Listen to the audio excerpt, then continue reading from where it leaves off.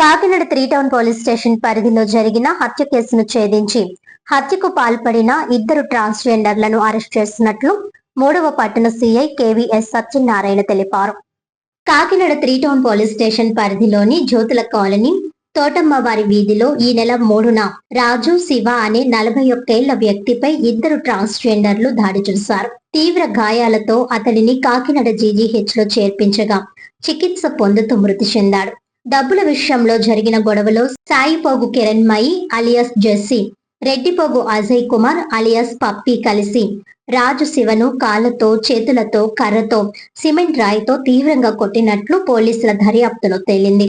దీంతో కేసును హత్య కేసుగా మార్చి నిందితులు జెస్సీ, పప్పీలను పోలీసులు అరెస్ట్ చేశారు. వీరిని కోర్టులో హాజరుపరచనున్నట్లు సీఐ తెలిపారు.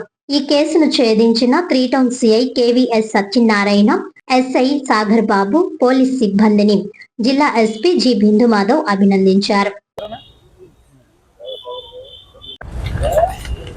ఈ నెల 3వ తారీఖున కాకినాడ జ్యోతుల కాలనీలో ఉన్న తోటమ్మవారి వీధిలో రాగంపేట రైలు వీధికి చెందిన రాజు శివ అనే వ్యక్తి మీద ఇద్దరు ట్రాన్స్జెండర్స్ దాడి చేయడం వల్ల దాని మీద ఒక కేసు నమోదు చేయడం అయింది. ఈ కేసుని మా ఎస్ఐ సాగర్ బాబు గారు దర్యాప్తు చేపట్టారు. సదరు వ్యక్తి తీవ్ర గాయాలతోటి కాకినాడ జీహెచ్లో చికిత్స పొందుతూ ఈ నెల 6వ తారీఖున మధ్యాహ్నం 12:30 తర్వాత మరణించడం జరిగింది. సదరు సమాచారం మీద ఈ యొక్క కేసుని హత్య కేసు కింద మార్చి దర్యాప్తు ప్రారంభించడం జరిగింది. ఈ యొక్క దర్యాప్తులో భాగంగా మా గౌరవ ఎస్పీ గారు శ్రీ జి బిందు మాధవ్ ఐపీఎస్ గారు, అలాగే Kakinada additional SP incharge DSP అయినటువంటి మహతి కిషోర్ గారు ఆధ్వర్యంలో ప్రత్యేక బృందాలుగా ఏర్పడి ఈ యొక్క కేసు దర్యాప్తులో భాగంగా సాంకేతిక ఆధారాలు సేకరణ జరిగింది.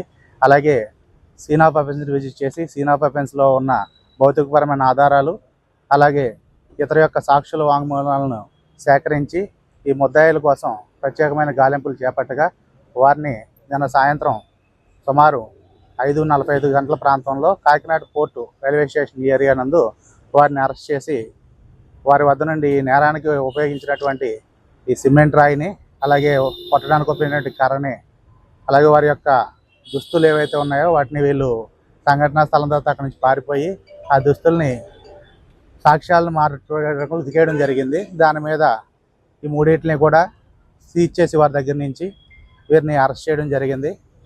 ఈ యొక్క కేసుకి మూలం ఏంటంటే ఈ రాజు శివ అనే వ్యక్తి వీళ్ళతో పాటు ఈ ట్రాన్స్జెండర్స్ ఇద్దరు ఎవరైతే సాయిపోగు కిరణ్మయి, అలాగే రెడ్డిపోగు అజయ్ కుమార్, వీళ్ళు జెస్సీ, పప్పి అనే ఇద్దరు కూడా ఈ యొక్క షాప్స్ దగ్గరికి తిరుగుతూ ఈ డబ్బులు అవి అడుగుతూ ఉంటారు. ఆ విధంగా తిరుగుతూ ఉంటే వీళ్ళతో పాటు ఈ రాజు శివ కూడా అప్పుడప్పుడు వెళ్తూ ఉంటాడని మా దర్యాప్తులు తెలియంది.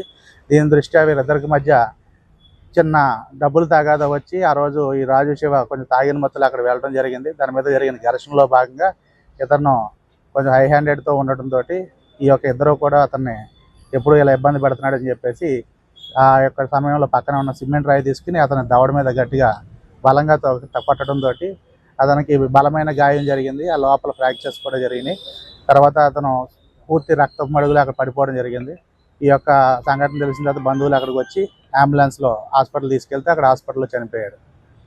కాబట్టి ఇద్దరిని కూడా ఈ ట్రాన్స్జెండర్ ఇద్దరిని కూడా ఈరోజు మన గౌరవ మేజిస్ట్రేట్ కోర్టు నందు రిమాండ్ నిమిత్తం ఆధారపరచడం జరుగుతూ ఉంది.